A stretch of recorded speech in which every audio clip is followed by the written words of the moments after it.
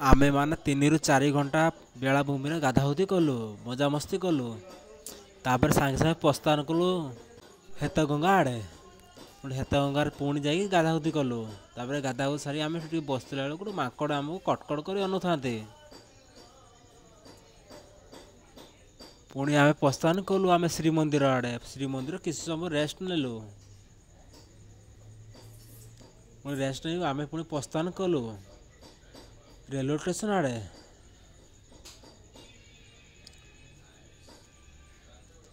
तथा शीघ्र आम रेलवे स्टेशन पहुँची गलु। तापर आमे आम टिकेट काटी आमे ट्रेन में बसी पड़लु। आमे भुवनेश्वर ओह्लैबार थिला ना।